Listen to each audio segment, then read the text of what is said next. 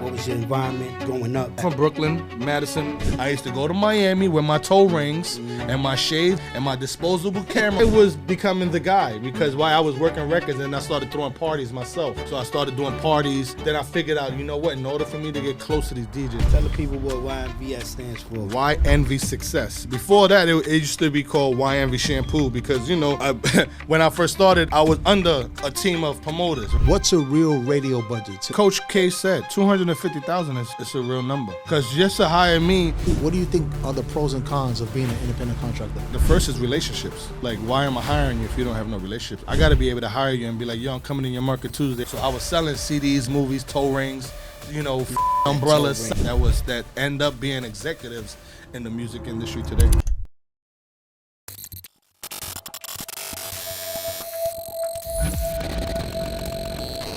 Dímelo con el que lo que. You already know what it is, man. Podcast Central. Coastal Chronicles NYC. I'm your boy, Tank Sinatra, a.k.a. Taino Domingo. You know the lingo. Call me anything but late for dinner because I love to eat. Fuck is you talking about, man? We here with another one. Got my brother to the left of me, the Activation King, Dren Star. Talk to the people, baby. Yo, what's going on? You know we in the Duce Lounge do what we do. Huh? You know what I'm saying? Getting activated like always, you know what I'm saying? Yes, what's sir. going on, Why wouldn't we be, man? Listen, man, life is good, man. I just need y'all to like, subscribe, share, tell your people, tell a friend, do all that shit. You know what the fuck you supposed to be doing. You know what I'm saying? But we got another dope one, man. We always got dope ones. Listen, it's invite only. You know what I'm saying? So I know I'll be getting the DMs. Some people know me personally, so they hate the text message. You know what I'm saying? It's invite only. I'm going to reach out to you if I want you on the show. Listen, with that being said, don't holler at me. I don't have anything to do with whatever happens in the that's Duce what you're Lounge. You have to go to Corporate Dren and ask him to be a part of the show.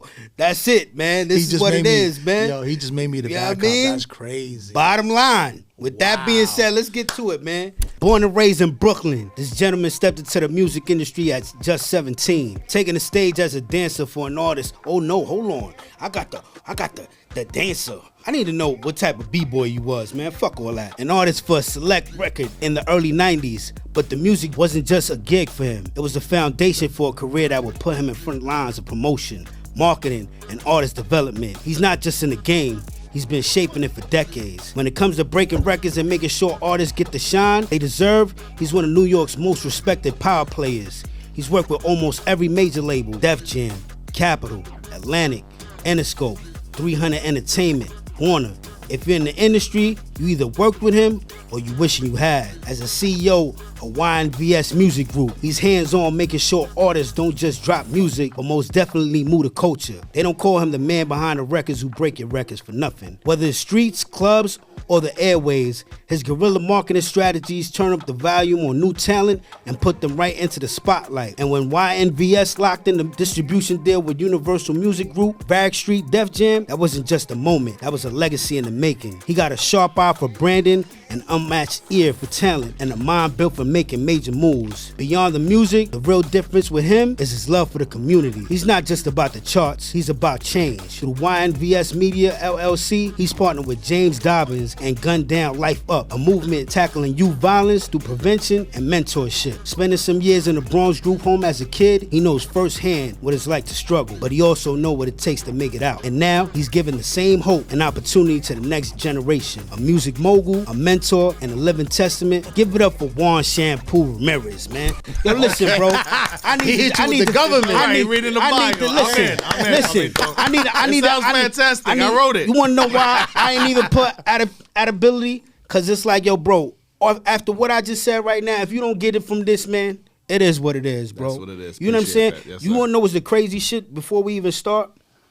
Because this is one thing that I love about my brother and I's show, right? Because we could sit here and talk about all those accolades, but what makes me so proud to have guys like you on our show is that you don't forget where you came from. Right. You understand what I'm saying? You reached, I'm not saying your ceiling, but you reached a certain level in the industry. And you said to yourself, yo, you know what? I was once that kid that didn't have an opportunity. Right. I didn't have somebody to bend my ear and point me in the right direction. You see what I'm saying, brother? You know, we're going to get into your whole whatever you did in the industry, man. But I commend you for that shit right now before we start even going forward, bro. That shit is super dope. You understand what I'm saying? Because it's easy. That's for me. Fuck it. One more time. I like it. That's it. That sounds good to me, Bobby. Welcome to the Duce Lounge. Thank you, man. Thank you for having me, man. Appreciate that. You know what I'm saying? Like my brother Nori say, out of eye. Yeah, for sure. Yes, sir. Shout out to the Yala. You Yes, already sir. know what it Love, is, love. bro. Yes, sir. With that being said, brother, man, how you feeling? Good, man. Fantastic, man. I'm blessed, man. I'm blessed, man. Like you said, man. You know, I come a long way.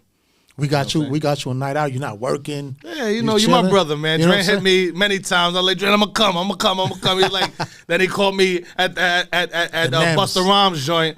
Both. That's when we first started. He was like, yo, bro, you gonna pull up or what? Like, you right. Yeah, because they keep talking about you on the pod. Hold you. That's a fact. That's what's up. Your name keeps coming up over and over. I'm like, see, Pool. That's what's see, up. all Time mandatory is call everything, outs. man. That's a fact. That's what I tell people. That's Yeah, what it is, man. And you know, I am my family, so. You know, I was supposed to been do my shit here, but exactly. I've been too busy. But no, we got to. But now I'm with you guys. We got to build it up. You know what I'm saying? We can't just throw you in like that. Yeah, you know what I mean. That's why you know. Hey, timing is everything. That's what I tell everybody, man. Yo, Shampoo, real shit, bro. You know, you got a relationship with my brother. This is the first time I meet. Well, it's not really the first time I meet you. I just be the fly on the wall, but you know, your name ring bells. Appreciate that. You know what I'm saying? So, I want to start from the beginning. You know what I'm saying? Where you grew up, how you grew up, family structure, siblings, all types of situations. Like, what was your environment growing up? And shit, you know, like I'm that. from Brooklyn, Madison. You know, 143 Madison between Bedford and Nostrand. Then they put me on. Then we moved from Madison. My family still lived there, but then me and my moms and my aunt, we moved to Gates and then Nostrand. Then we moved to Franklin. Then we moved to Kent, and that was the crack epidemic era, and that hit my family hard. You know what I mean? Like, we was kids outside in Brooklyn 4 or 5 in the morning, and people started seeing these little kids outside 4 in the morning. Like, I used to be selling, like, if you know Brooklyn and know about the A tray on Franklin, you have to, back in the days, you'll get a transfer to go from the shuttle from upstairs to go downstairs to catch the A or the C. Back in the day when you was young, that was our hustle. We go upstairs, take all the transfers out the machine, and now we outside pumping them transfers. So I was out there selling transfers to catch a train for 50 cents, 75 cents since I was 10 years old. So I was outside, 9, 10, 11, really hustling, you know what I mean, in the streets in Brooklyn. So I come from the bottom of the shit, you know what I mean? So I understand where these kids are going and where they're coming from because I was there. I can relate to you. You know what I mean? I didn't have a mother. I had a mother, but my mother, you know, crack hit my family. My father abandoned us. You know, he was out in the world doing his thing, and we was just out there struggling, you know, figuring it out. And then somebody called, back then it was called BCW. Now it's called, what was it called? Yeah, they keep changing letters. Yeah, right. So back then it was BCW, and they came and picked us up in school. They were like, Ramirez, and it was me and my sisters. We didn't know where we were going. And they put us in a group home. They took us away. They was like, yo, That was it. And they split me and my sisters up. And that's when everything's changed. And they put me in Far Rockaway first, but it was like a little camp. And then they moved and then they moved me to the Bronx. So they moved me to Soundview and Lacombe Avenue, right on the corner. Now it's a home for disabled kids. And then right when they made that transition, they moved me up the block to Castle Hill and Lacombe Avenue. The address is 420 Howe Avenue, Howe and Lacombe and Castle Hill right there.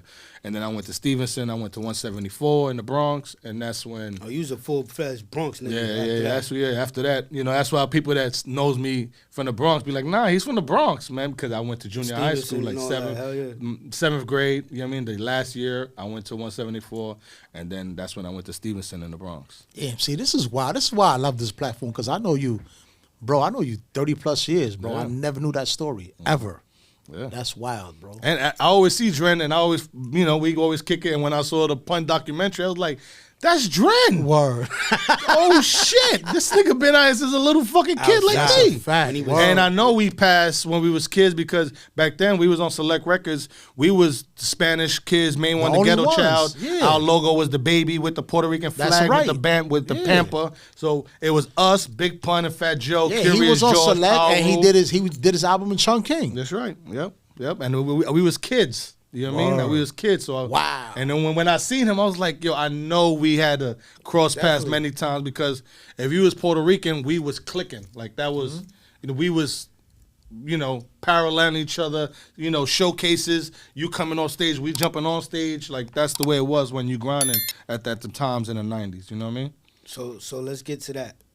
Now that you mentioned the '90s, so you wasn't a b-boy, so you was dancing.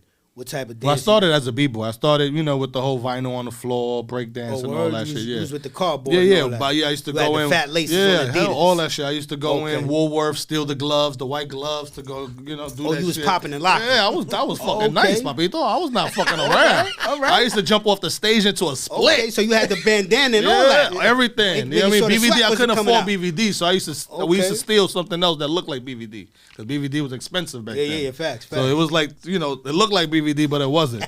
But you know what I mean? Bacalauea. Yeah, and that's how I met, the artist, main one that was signed to Select. I was in the group home, and the resident at the time, his name was Tossy. He was my friend. And he was like, yo, my boy just got a record deal with, at that time, he was signed to Wild Pitch first. He's like, yo, he just got a deal with Wild Pitch. They putting out a single. They want dancers. That's my best friend. And you, my man, we're not letting nobody else, be the dancer, but you got to come audition. I was like, come on, let's do it. So I went to his house, went to his basement, danced for the nigga, doing splits, jumping off shit. Fucking, he's like, nah, that's it. Y'all my dancers. And that's when it started.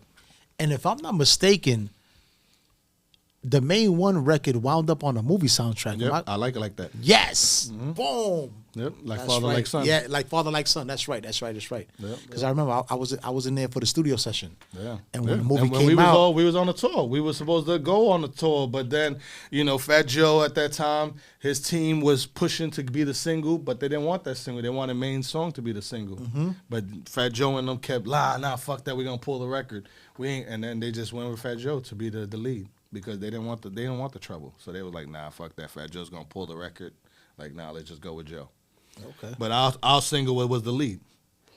Who was the artists that were on Select Records? Oh, it was Mac the Maniac, Kid and Play, Chubb Rock, Chubb right? Rock, Yeah. the Jerky Boys, That's right. Legends. yeah, There's MOP, legends there. MOP. There was so many dope artists that came out of there, man. It's a Select record. These Yeah, labels I don't even exist anymore. I believe UTFO came out of there. Back.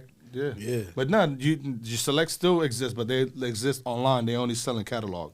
Okay. Because that catalog, Chubb Rock, Kid and Play, UTFO, Kango, like that catalog is stupid. He's making money off that old shit. Were you at G Street too or no? No. Okay.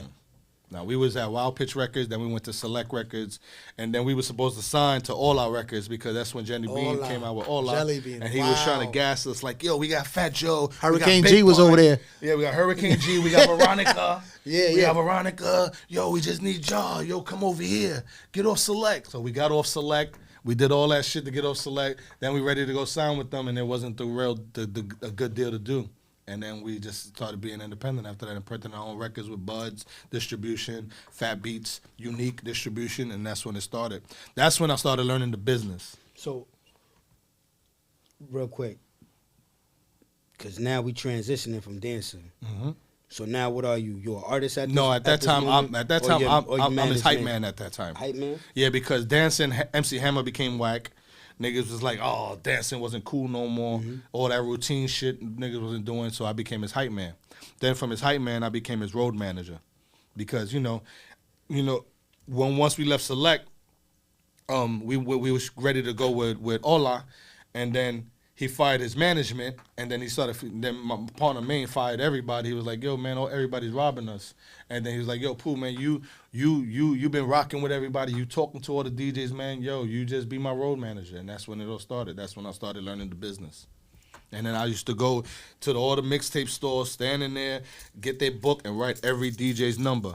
I used to sit there and write 30 people's numbers and call everybody, yo, I got this new record, yo. And that's how my introduction of working records started, from mixtapes. Calling every DJ, getting their books, going to every mixtape store, getting the numbers of new mixtape DJs. Who is this? I never heard this guy. Let me get his number. Call him, yo, I'm Shampoo. Yo, I got this artist, man. Yo, you know what I mean? Like, how much does it cost to get on your tape? Oh, yo, send it. And that's how I started working records. So I got a question for you. because I get this question a lot because we come from the same type of cloth. Why didn't you want to be an artist? Why did you stick? I was ready to be. That was my goal. I was gonna Jim Jones this. I'm telling you, I was gonna Jim Jones this shit. I'm telling you, I was right there, bro. I was right there, man. But you know what it was? I didn't have people in my corner. Like I had a writer because I wasn't writing. I had a writer, you know what I mean? But then the writer started knowing that I was really getting good. He was like, they didn't want to write for me no more. Oh wow. He was like, yo, I'm too busy. He was like, yo, he felt it. He felt the rap. Like, yo, this nigga's coming. Like I did like 7 records. Because you was tapped in with everybody. I was becoming the guy because I was working records and I started throwing parties myself.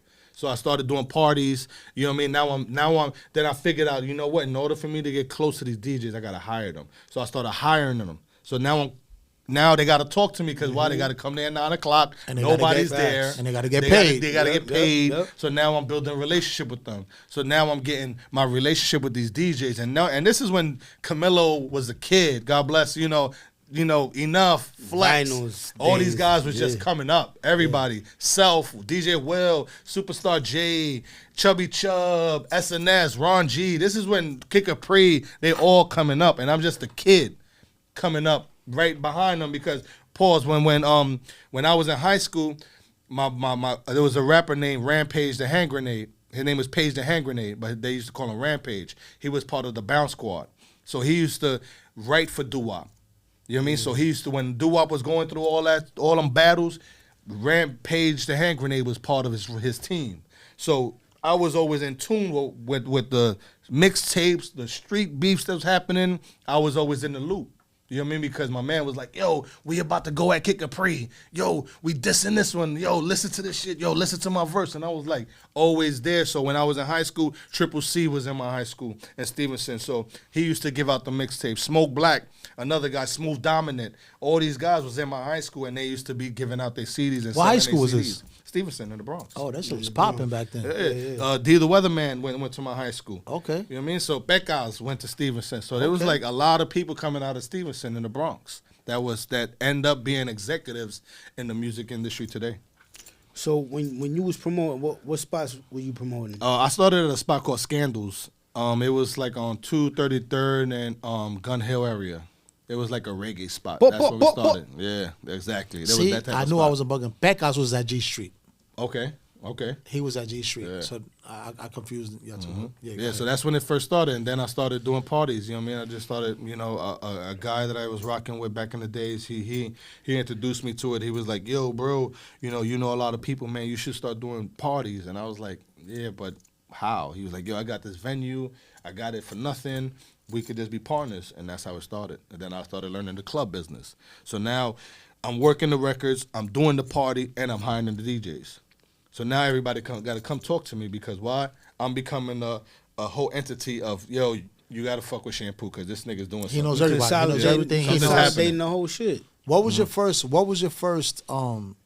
if you remember, your first paid, like, we're going to hire Shampoo to work this record, to work this marketing. Greensleeves. Because you do, for the viewers that don't know, like, you do guerrilla marketing. Explain that whole process. I do all the nasty shit nobody want to do.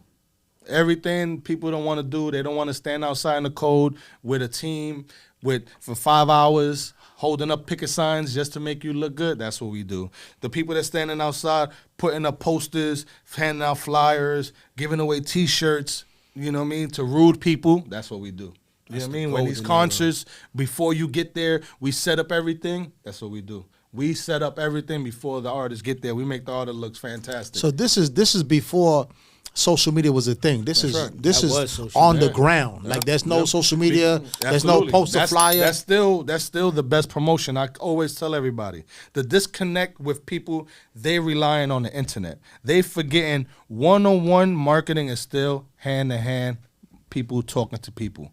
People still want to know what's going on. Everybody's still not on the internet. Everybody still don't know how to work the computer.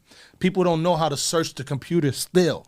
In 2025, not everybody's computer savvy. It's still important for you to be like, yo, you know so-and-so got an album coming out? No, what? Yeah, download it. How? Give me your phone.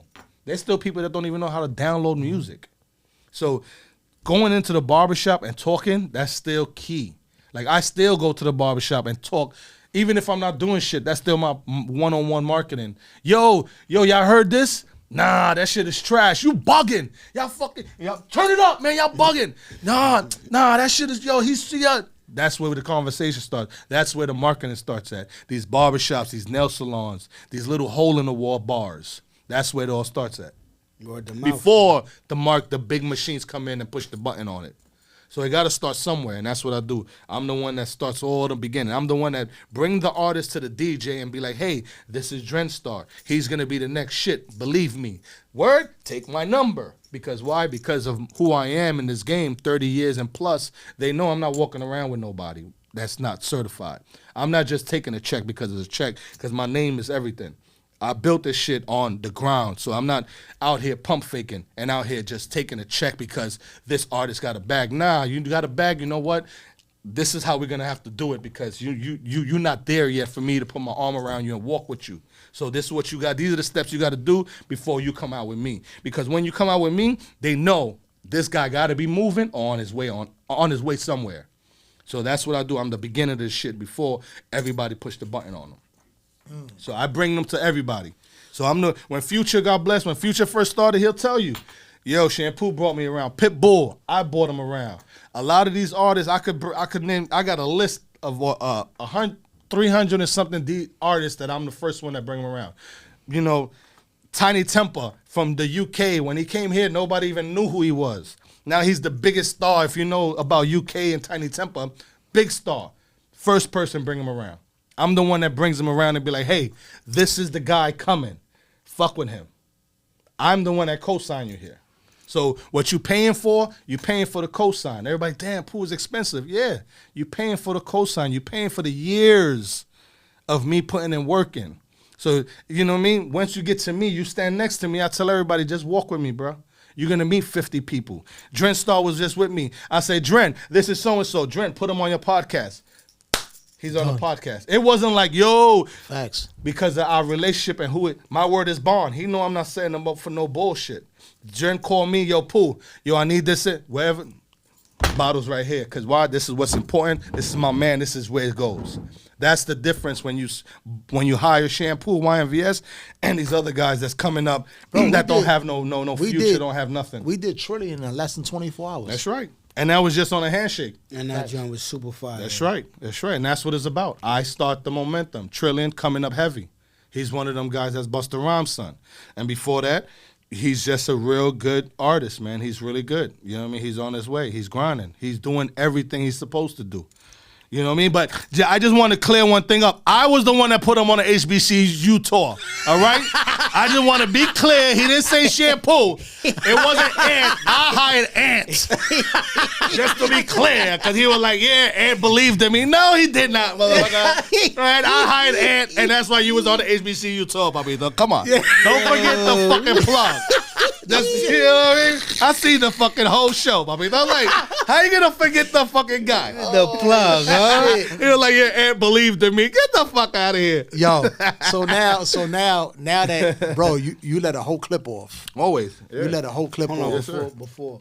Tell the people what YNVS stands for. Why Envy Success. Before that, it used to be called Why Envy Shampoo because, you know, when I first started, I was under a team of promoters, right? I didn't understand logos, right? So I was with my boy, you know, his company is called Red Eye Entertainment. That's my nigga Che. Big up Che, the voice of Jersey. That's my family. His company was called Red Eye Entertainment, so he was one of the guys that I was flying under. We started doing parties in Jersey called Club Dramas, Foxes, Tribeca. We started doing those parties. So damn, he had said Foxes. Yeah, so he had his whole shit running, and I was under him. So I thought that's my logo. So I'm promoting. I'm like Red Eye Entertainment. He's like, yo, bro, you can't be using my shit like that. I'm like, oh, word? Well, shout out to him because. Right, no. He inspired me. There you go. And that's still one of my friends. I support him. He got a dope Thursday after work party in Jersey. Go support my nigga Che, Red Eye Entertainment. But he enlightened me. He was like, yo, bro, do your own shit, man. And I was like, what? He was like, yeah, man, this is my shit, nigga. You can't just fucking do T-shirts and make your own shit. This is my logo. I didn't know that. I thought we was friends. Yeah. Like, it's yours Homeboy. is mine. I didn't know. Homeboy shit. Right. I'm Homeboy like, deals. nah, I'm just repping it like, this our shit. But I didn't know. It's his shit. I didn't know that. But then when he told me that, I was like, fuck that. My shit is called YNV Shampoo now. But then that's how it started. fire. But then I couldn't. Then I started building a team, and then I heard somebody. They were like, "Yo, what the YNVS means?" And then he said YNV Shampoo, and it sounded bad for him to say that. Like, YNV Shampoo. Like it's beef. No, like I mean, he's under YNV Shampoo. YNV Shampoo, So yeah. I was like, nah, let's flip YNV Success. This way everybody can rep that, and it's just not like It's just like it's you. Right. You know what I mean? So I was like, nah, this is one umbrella. Let me spread it where it's just not like YNV you walking around. Who you work for? YNV Shampoo. That just sound crazy to me. So that's why I build YNV Success. But before all that, bro, you was Shampoo. Everybody knew always, your name. man, Like, since high school. yeah. Like that's it. The pool's outside. That's right. They see the vans. They see the trucks. They see the. That's right. With the staple guns, throwing the shits on the poles and all of that Fucking shit. fought every street team. You everything. still do it though. Yeah, still, man. I like doing Let this. me ask you a question. Because this, we, there was a time, I don't know if you was part of it or not. I kind of think you were, but I got you here now, so I get the answer.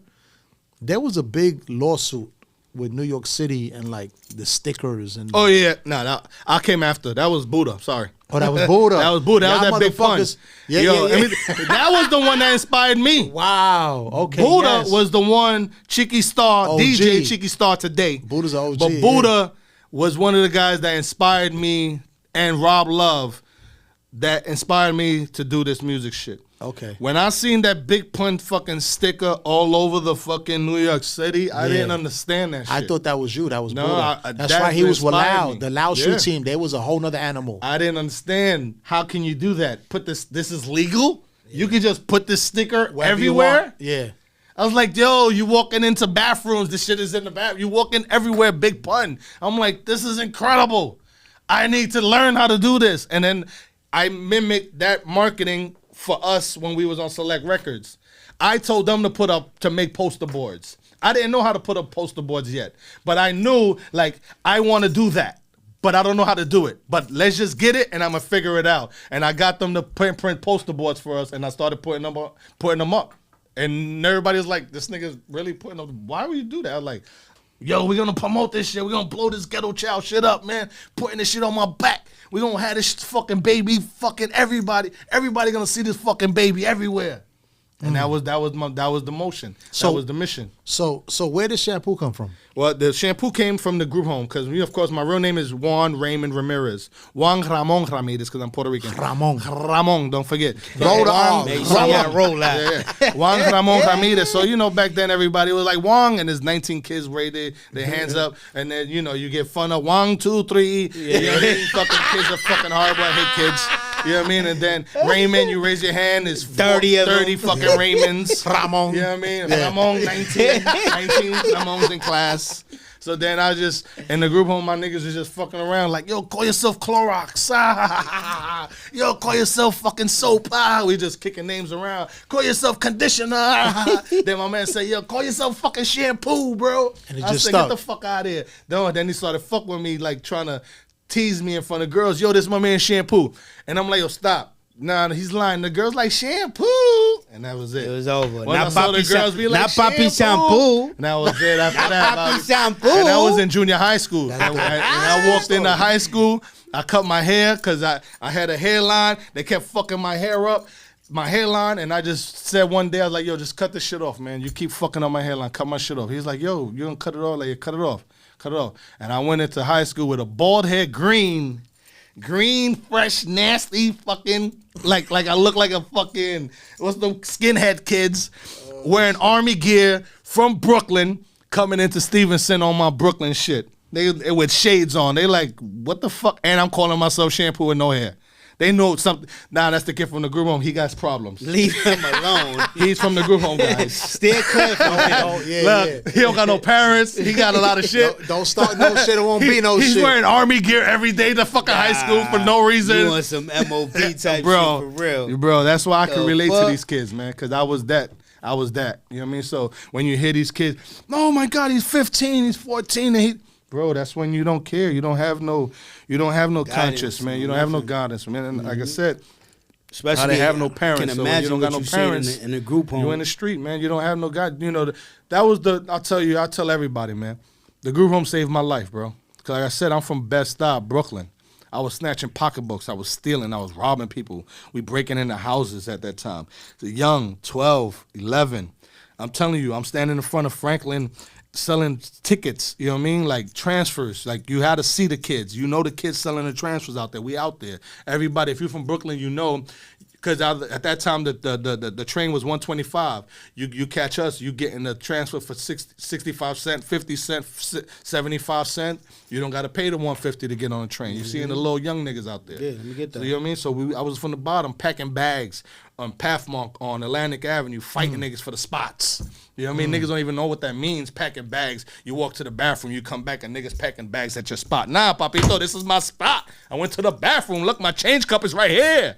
Nah, no, you can't pack bags here. Now you got to know this is my spot. That's why you can't pack bags no more, because we fucked it up fighting in all these supermarkets.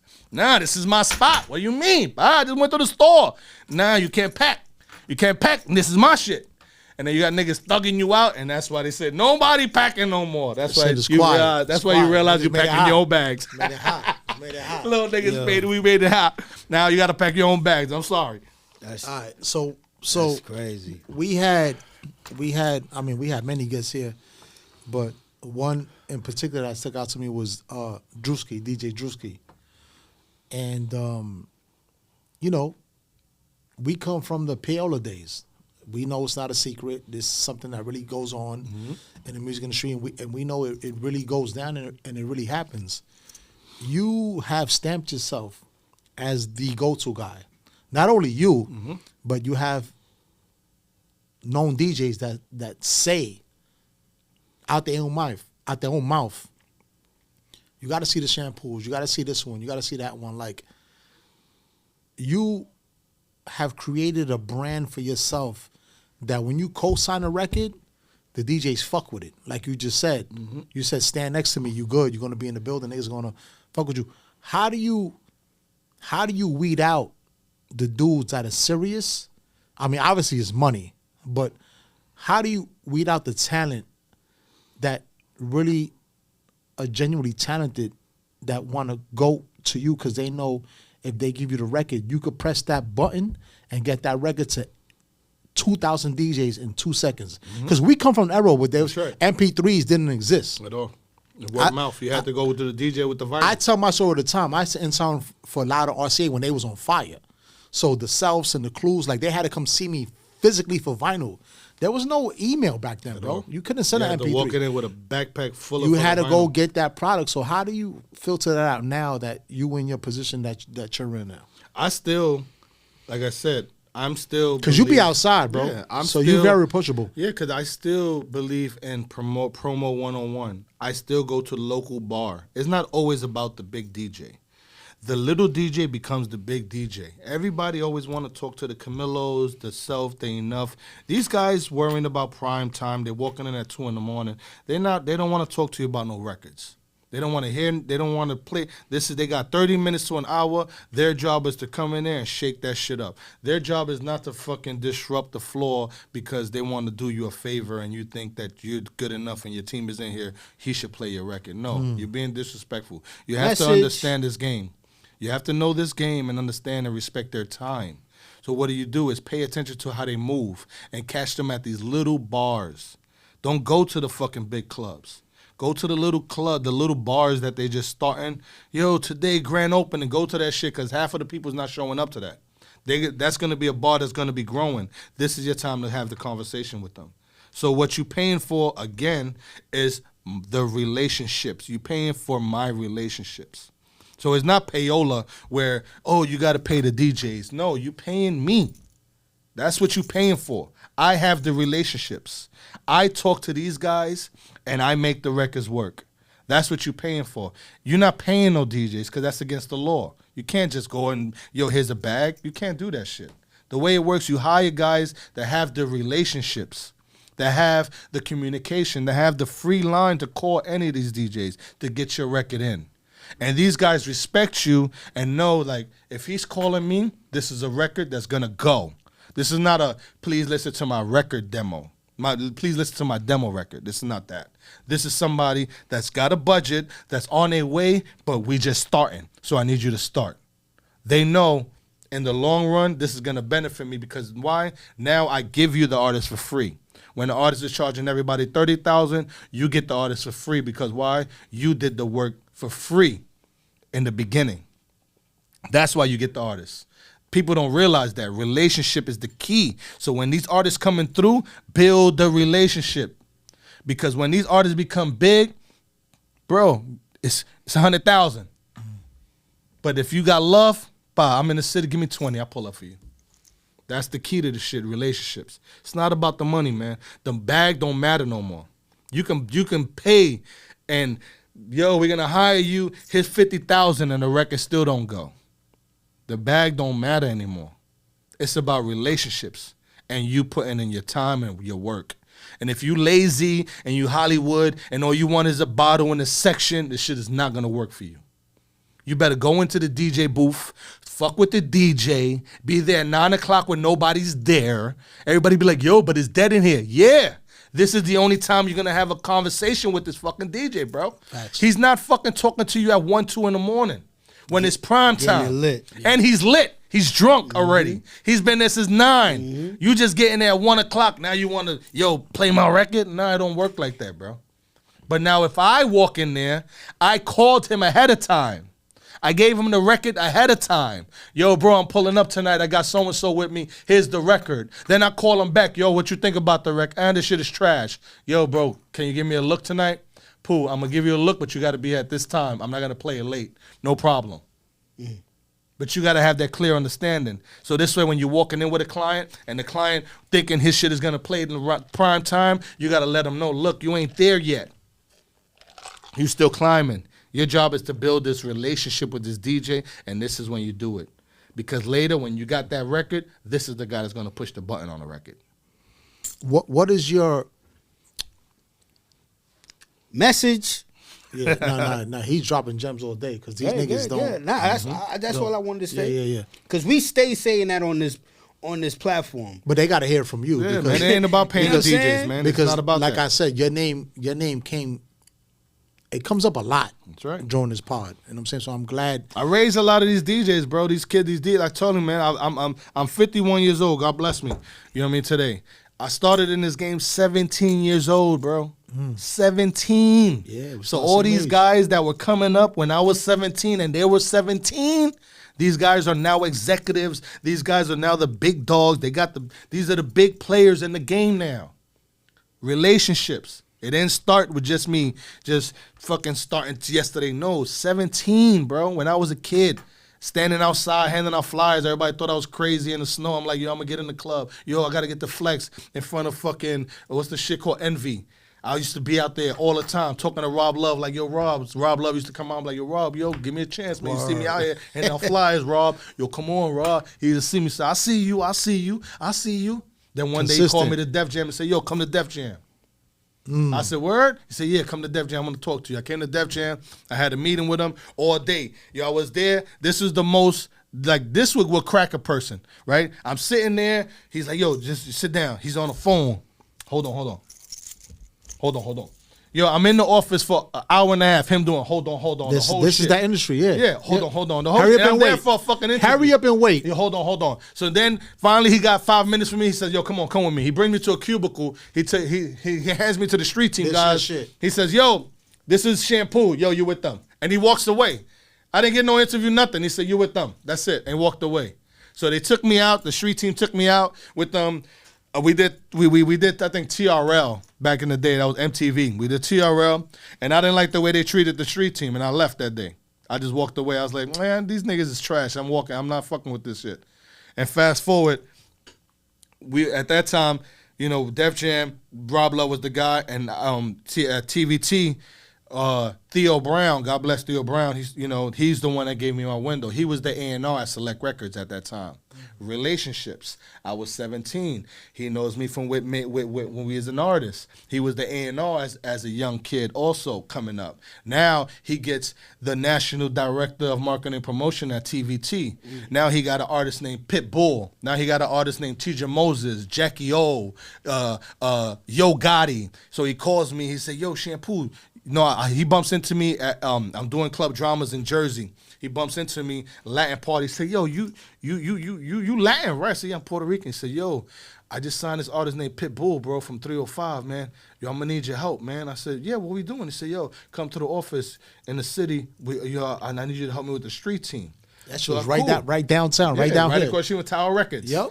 Right on Lafayette. Yep. So I go there, you know what I mean? Tower Records, if y'all don't know, that was where you go to buy records at. So I go there, he says, "Yo, Pooh, I got this artist, Pitbull, I need you." He got this artist name, he just got signed by a guy named Little John, and I don't know who these guys are. Pitbull comes into town, he says, "Yo, Pitbull's here, I need you to have 20 people and walk around the city with him."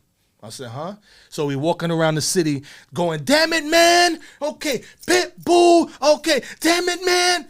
305. Creating impact. Everybody got t-shirts. We just walking around the city, 20 motherfuckers picket signs. And that's where it all started. And then we Pitbull taking off. Everybody at, Yin Yang Twins taking off. Everybody at TVT taking off. Then he goes to Def Jam. Theo. He calls me and says, "Yo, bro, you don't even believe this shit. I just got the position at Def Jam." I said, "Word?" He said, "Yeah, we going to Def Jam, my nigga." I said, "Word?" He said, "Yeah. Yo, we got this artist, some nigga with a snowman. I don't know who this guy is. Some guy with a snowman. We got this guy called Rick Ross. He got this hustling record. They just signed Joel Santana. They got this reggae chick, Rihanna, some shit like that. She got some fucking record. Bro, I need you for the streets, my nigga. Summer Jazz coming up. We got to light the streets up." All right, word? Boom. I didn't even have a street team. I just had a shopping cart and my brother DJ D. Preezy, that's the VP of my company. We had a shopping cart. I told him I had a whole street team. I ain't had nobody. It was just me and my brother Preezy. We put up all the boards, all on 1 and 9, leading to all the way to fucking Summer Jam. That morning, Angie Martinez said, "If you don't know where Summer Jam is, follow the Def Jam posters. They'll get you there." Mm-hmm. That's when it went. That's when Theo name went up. Who the fuck who doing this snowman shit? Who did that? The snowman shit is everywhere. Yeah. Who's doing this Rick Ross shit? Yo, Young G's, this shit is everywhere. Shit that you get in trouble for elevated you. Yep, and boom. Nigga, we getting arrested. We getting arrested. We fighting street teams. Word. We fought Violator. We fought everybody. When I was doing Fat Joe's street team, I'm fighting G-Unit street team, Violator street team. I'm fighting everybody.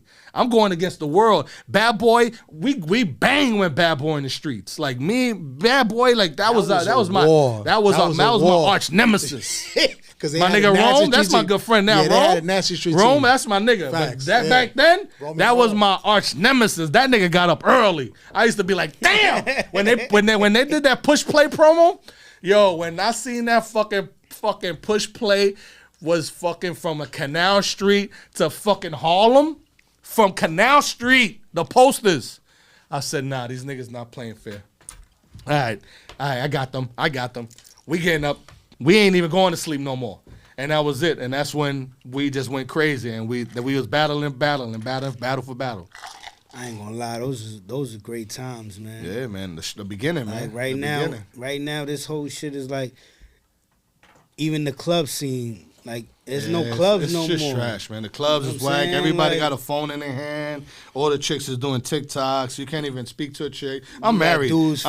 God bless me. But all you guys, man, it's bad for you guys out there. I'm sorry. They don't know what it is going to Babalu's Club New York. Oh, my God. You don't even know what it is to dance no more in the club, Papito. You don't even know what it is to close your eyes and kiss in the club. Even though you mentioned that bum Remember that, Papito, when you used to close your eyes and kiss? You don't even do that no more. When do you close your eyes and kiss no more? Y'all niggas is so paranoid, y'all niggas be kissing like this. Yeah. Niggas eyes open, kissing her like this. Eyes open. Niggas don't even know what the fuck going on. These people don't know what life is, bro. Yo, Pooh, so I got a... Hold on. This nigga got... what you got, a heart pumper or that's your chest? This nigga got some other shit going on with his chest. Every time I look at this nigga, y'all got something that this nigga got the squeezies, son. This this nigga chest keep pumping on. He making me feel uncomfortable. Yo, ma, this nigga right here making me feel crazy. That's the gym, my brother. That's what it is. God bless you, Bobby. The pause. He's a gym rat. I see this nigga shit keep going. I was like, this nigga the producer. Yo, This nigga got beats. Yo, you stupid. Yo, so I'm glad we got you here because now, we can't fight the time. We gotta roll with the digital era. Like this is the records are very fast fed, very fast paced. Yep. It's no more 16 bars. It's 12 bars. Yep. Everything's 1 minute. Records 1 minute. Yeah. So like 2:45. They're getting shorter and shorter. Yeah, they're getting shorter and shorter. So like, what do you? Your opinion? What's a real radio budget to really somebody who got the bag and they want to break a single? What's the number? What do you? Just like Coach K said, 250,000 is a real number. Because just to hire me in New York is gonna run you 10,000 a month, and that's a low number. You know what I mean? That's just New York. So now, that's without the bells and whistles. That's just to hire you. That's just for clubs. Yeah. That's not even radio. That's a different monster. Exactly. So now, if you hire in 10 shampoos in every market, just doing clubs, that's 100 grand. Mm-hmm. What independent artists really have that? They don't. They don't. What independent artists have 10,000 a month just to hire me? They don't. They don't. So how are you competing? You can't. So all you are forced to do is frisbee your records out there and hope for something to stick. You can't compete with the majors. You can't. There's no way. You don't have the money. That's why the majors hire you directly. That's why. And that's why I've been independent. Everybody thought, oh, you work for Def Jam. No, I've been independent since day one because I knew the minute I lock in with a label, that's it. You're stuck there. That's it. I'll get locked in for 2 years. Yeah. You know what I mean? I'm going to have to hire somebody else to run my company that doesn't have the belief and the drive that I have that's going to fuck up my company. So what do you think are the pros and cons of being an independent contractor? Well, as an independent contractor, first is relationships. Like, why am I hiring you if you don't have no relationships? I got to be able to hire you and be like, yo, I'm coming in your market Tuesday. I need 10 things to do. If you can't give me 10 things to do, why am I hiring you? Like, if you don't have the pulse and the temperature of every market, or not, let me not say every market, that's a lot, of your market. You can't say you from Miami and don't have Miami. You can't say you from New York and you can't pick up a phone and talk to 10 DJs. Or set up music reviews, listening sessions, dinners for DJs to come. Yo, I'm going to have 30 DJs come out. That's relationships. DJs ain't just going to pull up because you sending them an email invite.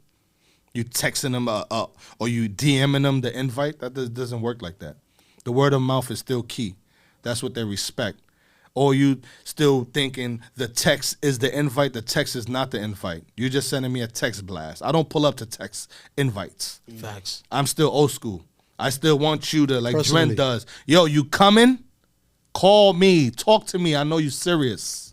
Not text blast me. That's generic. I treat it generically. I'll be like, oh, that's for everybody. That's not for me. I'm not going. But if you want me to go, yo, Pooh, I need you to pull up. I'm coming to your shit. I'm pulling up because why? It's personal. See? Bro, I want to transition real quick, right? Because we just spoke about all the things that you accomplished. So when does that moment that you say to yourself, you got to start giving back? Oh, I've always been giving back since day one. I do showcases for free. I have a show called The Bar Lord Show. I don't even charge people. I may charge 1 or 2 artists that I don't even know, charge them $200, but everybody else on my show, I don't even charge them. I give back. I do showcases, I give back. I do it for free. I tell you, yo, you just got to pay $20 to come in. That's it. And if you giving me a problem because you don't got $20, papito, this is not what you want to do. Become a barber. Yeah. Become a mechanic. You know what I mean? Like, go fucking paint cars, bro. This is not what you're doing. I hit him one time. I'm like, yo, damn, I don't get. He's like, yo, stop, nigga. You're not a rapper, bro. Stop playing with me. Yeah, I just, you know, that's but not what you're doing. That's how we tap in with each other. Like, damn, no invite, bro. Like, come on, you serious? Like, Yeah, like nah, come on, like nah. If you want me there, I still respect the call. I respect the call. I don't respect the text email. I'm old school nigga. This is what the digital world think you to believe, like that's your invite. Nah, man, you have became a bitch ass person that think because you sent 200 people an invite that's it. Nah, man. Become a real person again. Don't forget, you still got to connect with your people. Yo, how you been? Yo, I got this event coming. Can you come? That's still important, man. what's your take on the music industry now? Like, It's all over the place, man. It's fucked up. You know what I mean? It's messed up, you know, because we let the bullshit in. You know, I hate that people say, oh, the gatekeepers, well, we needed the gatekeepers, man. The gatekeepers was funneling this bullshit that's coming in through here now, man. They got through, they learned the internet, they learned how to manipulate the algorithm, they tricked us, they know how to fuck with the numbers. We old motherfuckers, we don't know. We still believe in genuinely music. These kids are doing music for 1 minute, they know how to manipulate the algorithm, and you think they're a star. Then you sign them, then you book them at a show and no one comes. There's no connection to these kids. And that's what's fucking the game up. The industry thinks because these kids are TikTok famous that they are it. No, you're going to have 1 year with these kids and they're over. But they know that. They know that these kids are not going to be here for 10 years. These kids are going to be here 1 or 2. Now. They're going to get their money and then get out of here. And that's what they're doing. It's the microwave music. Yeah, they're just sticking these kids up. And that's what's fucked up about it. You put that shit in for 2 minutes? These kids don't realize they just getting raped. Mm-hmm. They just happy to be signed and, oh, we did it. No, my nigga, you're not going to be here next year. So I could tell you 20, I don't mean to cut your wisdom. No, I could tell you 20 artists that were hot that today they can't even get one single on. Happens all day. Yeah, he from Brooklyn. He said, so now that you drop them gems, because it's real rap, like this is what's really going on. Facts. In 2025, you have a label situation. Mm-hmm. How do you change the blueprint to what you just said? Well, I'm still doing it the traditional way. Number one, I don't have the capital to push my artists like a label. Again, even the love course, they may charge everybody $50,000, but they tell me, Pooh, give me 10. That's 10,000. I'm independent. 10,000 5 times fucking 50 fucking thousand for one single, bah. So we got to be realistic. So just because you got to understand, you competing with the majors, even the love course. So just because, yo, Shampoo, you know everybody, yeah, but even the love course, bro. They're going to charge you 50. They're going to charge me 10. That's still 10. I don't got 10. I don't got 10 times. I don't have that right now. God bless me. You know what I'm saying? So that's the difference. Yeah, I'm using my favors and my friendship, but that's only going to get us but so far. Mm-hmm. So we got to rely on the music. And if the music ain't where it's supposed to be, we rely on our relationships to build this artist to eventually have a record to push, and we can be able to be like, okay, we got one. But in the meantime, we grinding. We doing all the grind work. We doing South by Southwest. We doing every showcases. You know what I mean? I'm creating showcases for my artists. You know what I mean? Like, I'm creating shit just to keep the momentum going for my label. And I rob Peter to pay Paul. So if I know they booking me because they booking me for this artist, I try to figure out how to squeeze my artists in there. That's the game. I mean, you got the relationships to do it. Yep. There's nothing wrong with that, yep. But it is what it is. So now, my opinion in this pod space, these are the new radio stations. Yep. I did this too. I did this 20 years ago. We're getting into that. Before you knew it was a podcast, exactly. It was radio. You know what I'm saying? So like the pods are the new radio stations. Like, you know what I'm saying? Like, radio is not as powerful anymore because there's digital, there's streaming. It just watered radio down. Back in the days, radio held weight.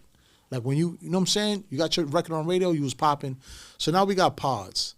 You and Nori have a great relationship. Yeah, again, 20, 30 years in. That's right. My brother. He has Drink Champs, and then you branched off and did Smoke Champs. Mm-hmm. How did that Well, that was a springboard off of Drink Champs. It was the host Deuce, Young Rilly, Ching Bing, and Smoke, and Mike Booth. They were the personalities, the talent, and I was producing the show. And Nori was like, "Yo, Pooh, you've been doing this for years. You know what I mean? If you could just put this together, and we're gonna push it." And I, put the podcast together, shot. This is during the pandemic when nobody was doing these weed events. We started that shit. We was the beginning of that shit. Got it. And we incorporated the weed events with the podcast. So we had one room where we was shooting the podcast and one room where we was doing the weed and the showcases. So everything y'all seeing now, we was doing that shit pandemic. Already, yeah. Pandemic, selling tickets, line across 300 people. We were booking the artists before people started realizing, like, yo, book artists for your weed event. We was doing that. And then, we just kept going and going and going. But then, things happened at Revolt. Things went left. And now, now we just occurring residents at Drink Champs. So now Smoke Champs, like we just had Mike Booth up there with Vibes Cartel. Ching Bing was up there a couple of weeks ago. Then me and Young Rilly was up there a couple of weeks ago. So now we just frequent, guys up at Drink Champs. And now at the end of the month, we're gonna start shooting Smoke Champs again. Okay. But now it's just Young Rilly, Mike Booth, and Ching Bing. All right. So I want to talk about Gun Down, Life Up. How did that opportunity present itself? Well, I know Jimbo for years. Like, when Jimbo started, James, you know what I mean? I know him when he first started. I helped him. I was bringing artists to the jails for him. Like, I brought Mano when Mano came home. God bless him. When Myson came home, God bless him. I was the one introducing them to the community. Like, yo, y'all got to start tapping into these kids, man. Y'all been through shit. Y'all got to go and start talking to these kids, man, because these kids, y'all can relate to these kids, and these kids can relate to y'all. So that's how Guns Down Life Up happened. And then now, fast forward, now I did it for free back then. And this was free. Now, they're in Lincoln Hospital in the Bronx. They got a full team. They're doing big things up there. They tapped into the community, man. They're helping these kids, saving these kids. And now I was like, yo, I got to be a part of this. He was like, yo, I know. So when I saw him here at IMI, he was like, yo, Pooh was the one that started with me. I'm like, yo, now you got to check, Papito. Come on. Now let's go. Dámelo mío. You know what I mean? Dámelo mío. And and he did the right thing. He said, come see me Tuesday. He came Tuesday, bang, everything. Now we in motion. There we go. And that's how you do business. Relationships. It goes right back to that. Right back. And it wasn't like, yo, hold on. He's like, nah, come see me Tuesday. I got something for you. Pooh, you got a lot of Virgos in your life. Yep. Just want to let you know that. Yes, absolutely. I'm a Scorpion, too. Don't worry about it. Yep. No, but I do got a lot of Virgos. Listen, if you want something done right, get a Virgo in your life. I like that. I'm just saying. That's what they say. Yeah, man. Mm-hmm. So what's next for the brand, for Shampoo? Well, because I got to give you your flowers, brother. You done tapped every single, like, you juiced the shit out this game, bro, and you still going. Still going. We just ran into each other at the NEMS event. You know what I'm saying? We pop out on some just chill shit. Bro, I tell everybody, man, I got the best job in the world, bro. I haven't punched a clock in 35 years, bro. I've been working for hip hop. I don't understand if you understand what that means, bro. Word. Facts. I've been working for hip hop for 35 years, my niggas. Haven't punched the clock, bro. I don't think y'all understand what that means, bro. I've been living off hip hop. My family, bro, niggas been thinking I sold drugs. I've never been a drug dealer. I've always beat up people. Was never a nigga that sold drugs, bro. But I lived like I sold drugs. Niggas look at me like, damn, that nigga's doing it. All off of hip hop, bro. Pooh, real quick.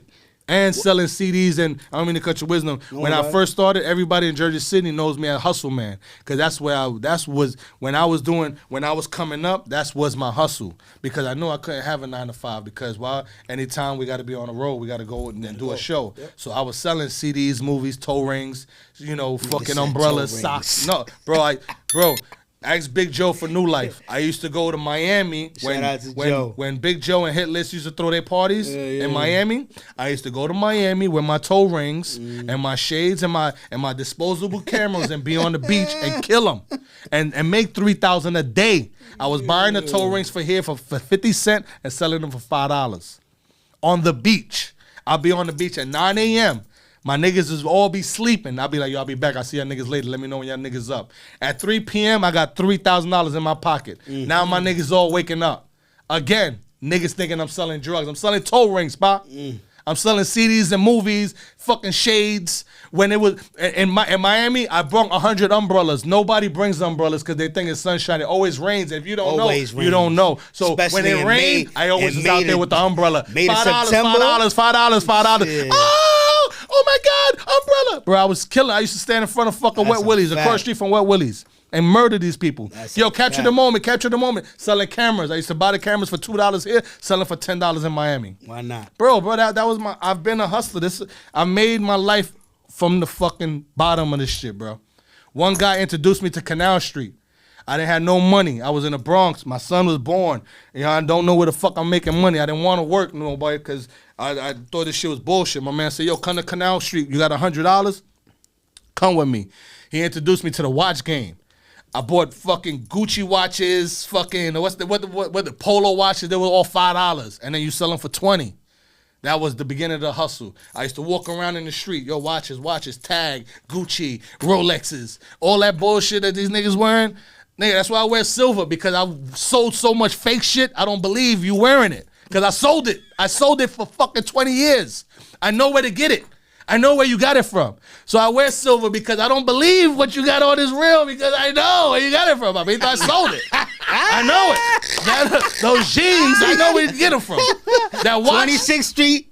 Wow, that watch is $300. You tell that nigga you doing all this. I know where you got it. You had this is a free watch. They gave it to me for free. Hold on. You had the Red Monkeys on 28th Street? No. I wasn't doing it like that. I told you, I was selling Guess. I was selling Guess jeans and shit. But you know what I mean? That's when they introduced me to Guess. You know what I mean? Fucking Iceberg, Gucci. What was the other shit? Coogee. I was selling all that shit, my nigga. I was hustle man. Yo, so in Jersey City, got mad. That's why I love Jersey City. Jersey City, they look at me like, yo, bro, look at this nigga, man.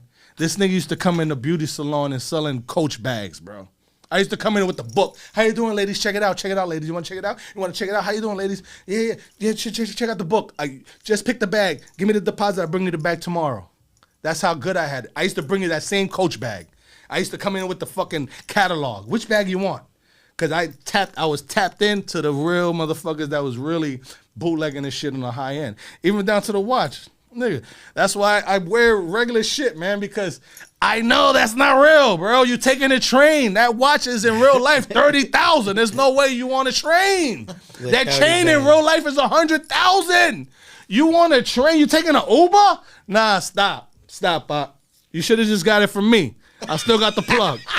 I can still get you right if you need it. Shit. You still get you right? I can still get you right if you need it. Just come with 500. I got you. You gotta love Shampoo New York Canal Street days. Come on, man. I'm telling you, that's why I'm Mr. New York, man. I did all this shit. I shovel snow when it snowed, nigga. Some of you niggas don't even know what that is. To go outside and can't wait till it snow because it's money time, nigga. That snow hit the floor, nigga. We outside. We shoveling all day. Some of y'all don't know what that is. So can't wait. When it rains, you can't wait because why we selling umbrellas?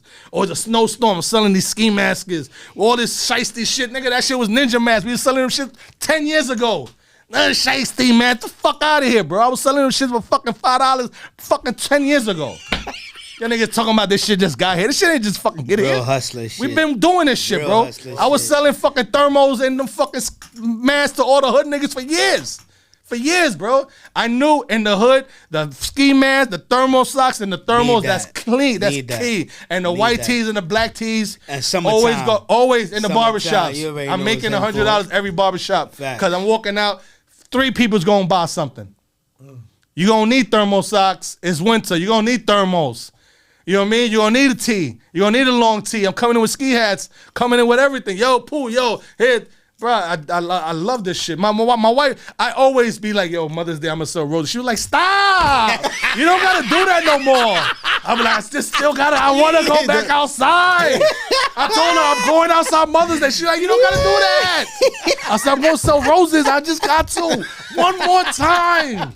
That I hustle need it, ambition, bro. One baby. more time. I need it. My Yo, wife be listen, fucking looking at man. me like, yo, you don't gotta Type shit that happens in New York, I love man. that shit, bro. I was on the train selling candy. I did all that shit. How you doing? How you doing? You want to check it out? You want to check out candy? I did that shit. I used to sell the games, 5,999 games in one. I sold them shits. That was me on the train, my nigga. That's When y'all fine, niggas was on the fucking train, that was me. How you want to check it out? You know you get 1 for 10, 2 for 18, 3 for 25 with the batteries included. Bro, you know what's crazy? We laughing about it right now. But these dudes don't got that ambition, bro. No, hell no. These Hell dudes no. walking around here with a Mary jeans with none in their pockets, bro. Yep. You know what I'm saying? Yep. That's all what I'm this saying, type man. of All designer ends, shit. man. and I got pop. the streets. All ends, man. I know I can make a dollar from the block, bro. So you said all that to say that the hustle has always been in you. Always. So Always. if you could And when I hustle was in a that- group home, I was selling my clothes. So niggas is coming in like, yo, pa, you need jeans, yo. You know, you're getting your resident check, you know, $20. I'll give you 2 pair of jeans. I was selling my clothes in the group home because I knew residents was coming in. They coming in with nothing. Yo, pa, come talk to me. You need a pair of sneakers? What size are you? Yeah, yo, come on. Get these right here. Yo, when you get your resident check. This just sound like he was I up ain't mad north. at This I'm mad at him. I'm telling you, pa. Listen, I'm I from ain't mad at Brooklyn, him. man. I'm telling you, I was outside selling Nigga, tickets you at from the 10 years Bronx. old. You was from- Yes, you from the I'm a Bronx. Brooklyn Bronx nigga, You but was I will. born in Brooklyn, but you from the Bronx. I am. Stop the shit, bro. I'm with you. All right. I don't dispute it. I don't We're dispute leaving- you. Listen, I don't. It's we not an leaving- argument. You're correct. we're leaving Canal Street. We're leaving 28th Street. That's right. What was the biggest record you broke that you knew you were responsible for? Lumi D. Really? Yeah, that was me. Ted Smooth still knows he owed me a check. That was me. I found that shit in Roombas. Ted Smooth was playing that fucking record every time in Nigga Roombas. said Roombas, bro. Yeah, it was only plays know what that Roombas is, fucking bro? record was only playing at Holy Gungi's shit. party. Google, yeah, Google. Only place you heard that record was at Gungi's party. One of the biggest promoters, and that's what. And I salute Gungi because he was one of the guys that gave me He had my prestige. Yeah, he's the one that brought me into New York City because I was doing Jesus parties in Christ. Jersey, and he sent his man Gio to come get me from Jersey. Like, yo, this guy Shampoo, I need him. Go, he's doing parties in Jersey. Go get him. And his man Gio said, yo, man, I think it's time for you to make that transition into New York, man. I see you doing Jersey. You should come to New York, man. We got Roombas, man. We want to give you whatever you want. We're doing Monday night showcases, man. You should come in. And that's when I started New York parties. Started fucking with Gungi. Doing all the parties with Gungi. Velvet Room. Damn, bro, you Velvet- just took it fucking- back. Velvet Jesus of the Christ. Tunnel was toe to toe You already because they had know. the tunnel on Sundays and Velvet was on Sundays. Bad fucking nigga, Club 21. Every party Jesus Gungi did, nigga. I Christ, was bro. I was just a promoter. That's some. I didn't even know that. history Right right that's there. wild. That's crazy. Okay. So I come Yikes. from that shit. So Yo, give me out of your 30 years, give me the dope. hold on, but I'm gonna cut you back to. Let me finish don't that. worry The about it. Lumi D. So I found the record, right? So I every time I heard this record, I'm like, yo, and I'm seeing everybody going crazy, but only here. Everywhere I don't hear this record. So I go to Ted Smooth. I'm like, yo, bro, what is this record? I'm hearing this fucking record. He's like, yo, this is my artist, Lumi D. He had it on a gold CD. It just said, that's it. I said, yo, bro, I think, and now at that time, again, now I'm like /A&R in at Select Records, and I still got the relationships there because Theo is the A&R there. So I go to the president, Fred Mineo, the owner of the company. I say, yo, because relationships. Like, I could walk into the office and be like, yo, I got to talk to you. He's an older man that just fucking listens to hip hop. So I was like, yo, I got this record. No, I was just telling them about it. I was like, yo, there's this girl from Harlem. Her name is Lumi D. There's this record called You need to fucking sign this shit. He said, yeah. And while I'm talking to him about it, Camilo plays the shit on Hot 97. I say, look, turn it up. That's the record right there. He said, bring it in. So I talked to Ted Smooth. We bring the record in. We do the deal. Everything's about to happen. And that's the beginning of everything. That's when I was like working the beginning of that record. I'm the first one to give everybody that vinyl. Nobody had vinyl. I was giving niggas that vinyl. Like, yo, this is this girl named Lumi D. This is this girl named Lumi D. This is a girl named Lumi D. And that's when, boom, that shit hit. That, her, Bed from Jay Holiday, that was another one, and Dream. Those are the 3 artists that nobody believed in that later on took off. And they were like, nah, I don't hear. When I was pushing Bed, Jay Holiday, they was like, the shit's too slow, Pooh. I'm like, yo, this fucking record is gonna go. This is your last call for alcohol. Because sometimes you gotta set the records up for them. Nah, this is your last call for alcohol record. Yeah. Thank you for coming out, ladies and gentlemen. You know what I mean? Last call for alcohol, and drop that bed. I'm telling you, these fucking bitches gonna be drunk. They gonna want to dance, my nigga. They're like, I don't know, this shit is too slow. Then the doom, doom, doom, doom. That shit was hard. Doom, doom, doom, doom. Bing, shit hit the moon, Pop. And everybody was like, yo, Pooh, you was right. Pooh, you was right. And I did that again and again and again. So now, fast forward, like, bro, I've ran it, again, because we have a personal relationship, I've ran into you in every city. Every time we do a Super Bowl, All-Star Weekend, you got your team, you got your trucks, you got your whole, you just did Busta Rhymes' last album. Mm-hmm. Again. It's out now. Again, you had the props, the niggas with the fucking dragon mask, you got the van. You even had to tell me, yo, John, I got to run downstairs. The van is tweaking. Mm-hmm. You got the van with the big screens. Yeah. Like, you still active in these spaces. So, like, when an independent artist wants to hire you for these type of situations, I mean, you already said it earlier. Like, they really can't afford you. Like, the labels got to... Yeah. But do you work with independent artists? Yeah, of course, all day. First of all, the independents is the biggest money. Like they the ones that got the budgets. They got money, but only the real ones. You know what I mean? I fuck with the independents. I like a lot of my business come from independents, but it's people that really doing business, not motherfuckers that just hiring you for a week. Yo, I just need you to come back. I just need to hire 10 people. Nah, I don't do that type of business. Of course, you can hire my team for the day or whatever, but that's just for the day. But longevity, the independence, there's a lot of artists that I worked with that started independently and ended up getting signed because we did the groundwork. So now, fast forward to Instagram. Mm-hmm. Like now, you do the live reviews. Mm-hmm. You know, and I was doing that in the pandemic. And again, nobody was doing that shit. Yeah. I created that shit. And I didn't create it. I found that from these two guys in Atlanta. I was up, one day I was just up on Instagram at 5 in the morning. And I just bumped into these two guys at 5 in the morning. They had 300 people on their live. And they were charging people $125 to review their record. And they was clicking. And it was when the pandemic first started. And I was like, and I stood on that live for like an hour. I was just amazed of how people were really paying $125. And I was like, this is it. I could make fucking $1,000 just doing this shit a day. And that's when I started doing the music review. And I was just charging people $25. I mean, but again, I ain't trying to stick you up. It's a lane that's needed because you need people to tell you your record sucks. Yeah, you do it, but because you think your record is it, and it's not because you're listening to your people and you're on your block, and you think because y'all niggas smoke weed and y'all popping perks and y'all niggas is fucking twisted that this shit sound good. It don't. When I hear it, I be like, this shit is terrible. And then he's listening to it. He got a bunch of plaques behind the wall, like, and I be like, this is terrible. Bro. Yo, there's dudes that do what he does, like, and they be freestyling. Like, he's valid. So like, certified. If he's telling you your shit is trash or wrap it up, and then the comments, yo, like. It's all be crazy, but like this never existed before. No, it didn't. Like again, it goes back to relationships. Like if I had an artist, I'm like, yo, I'm gonna bring you the pool before you even think about blowing the bag. And people do that. People you know do what I'm saying? Like he's gonna. And I also do behind that. I started doing one-on-ones because of that. Now people hit me like, yo, can you review my project? And I do one-on-ones with people because of that. And I'm giving them real talk. Like, Bob, this is terrible. Bro, your track record speaks for itself. Don't play this for nobody. Like, stop.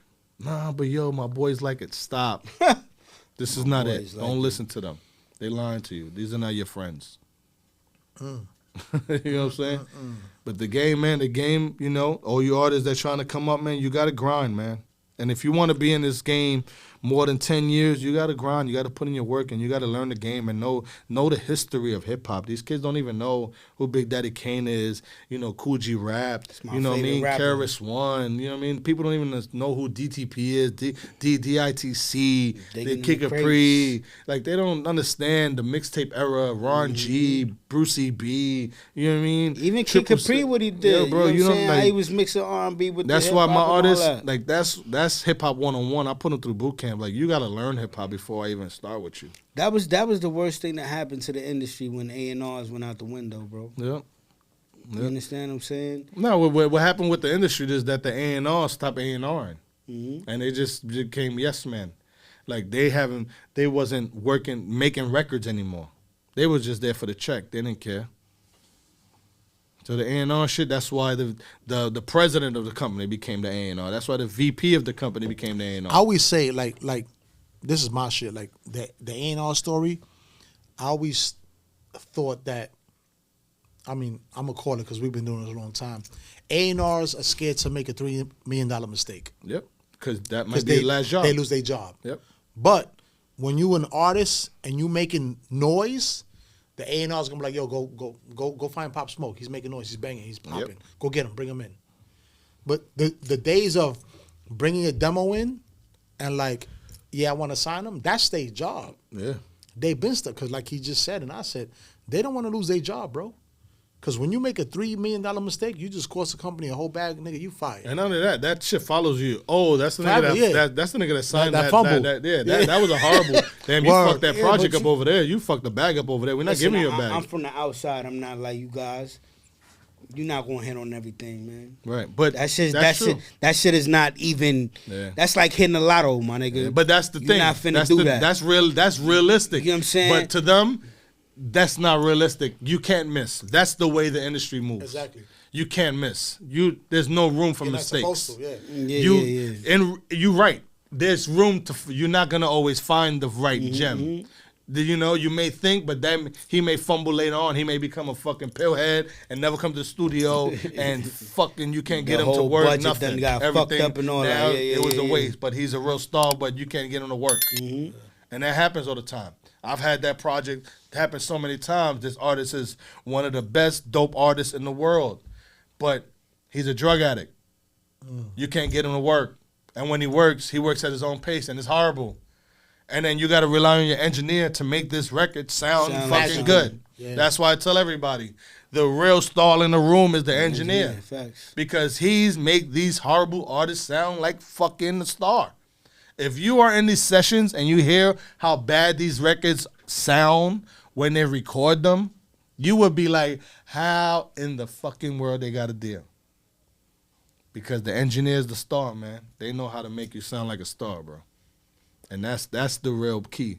Getting the right engineer in your team, man. That's some real shit, bro. You're the star, bro. Thank you, my brother.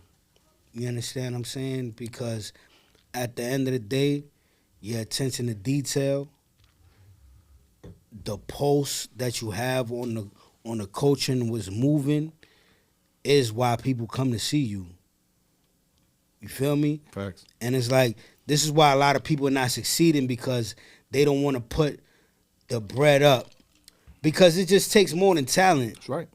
A lot of people think because, I got 16, this shit is fire, they think it's just that. Don't work like that. And that shit is way more than that, bro. Yep. You feel me? Even artists that sign. Look at the crazy shit. Look at the crazy shit, right? To piggyback off of what you were saying, if you look at all the individuals that was doing something during the pandemic, the motherfuckers is up. Mm-hmm. Whether it's motherfuckers that's on Twitch. That's right. Remember D-Nice? Whether it's D-Nice. D-Nice went through the motherfucking crazy. We seen it live. We seen it in Bro, the listen. side. We all, seen them we was all one. tapped in. Yeah. Motherfucker had Gladys Knight in his motherfucking when the Obamas got in, I knew it was over. When the Obamas and the Kardashians jumped in, I was like, oh, listen, it's crazy. This is it. And I know the business. I'm like, oh no, this guy's got another check for a couple years. Shit. This is the crazy shit. This is when I really started fucking with the Yalla. Mm-hmm. I'm like, the Yalla got this joint right That's here. right.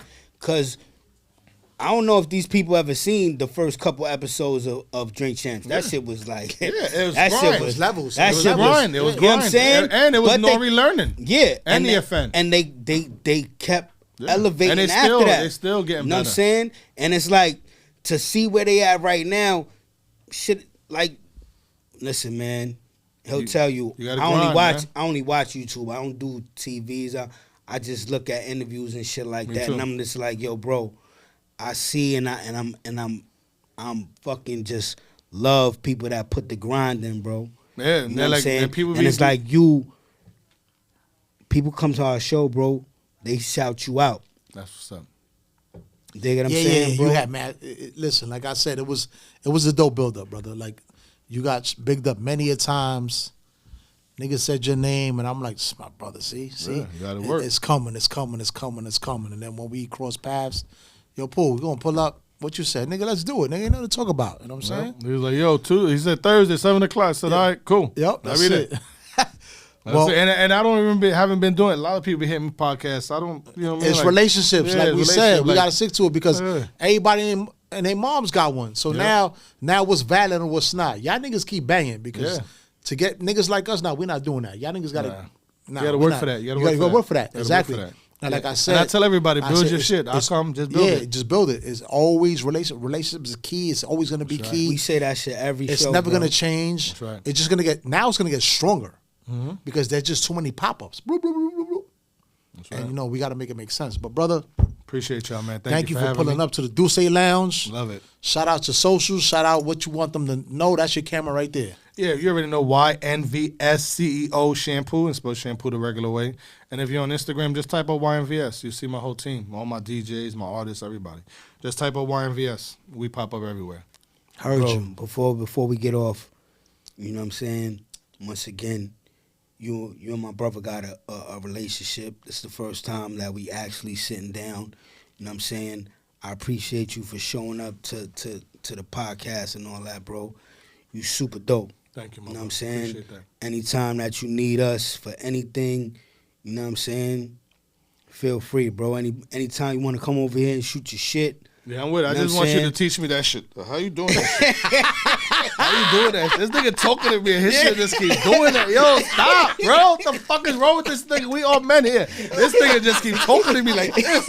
Yo, How are you doing that shit? Pause. This nigga is fucking You know what strong I'm right saying? here. Pause. Like, real shit, King. Like, I'll fuck with you, my brother. Nah, love, Pop. Appreciate Nah, y'all for real, having bro. me, man. Thank you. And continue success and for your podcast that's on the horizon and everything that you have going for you moving forward, brother. Yep, and I just Peace want to and plug my blessings to daughter's you. podcast that's coming, Imani Ways podcast. No, E-Ways. Why did my daughter be like, you keep saying Ways? Imani's Way podcast. Imani Way podcast. That's coming. That's another podcast I'm developing. Tap in, for man. my You daughter, for my already know. daughter. You already know my son Conan, that's an artist. My other artist, Brooklyn.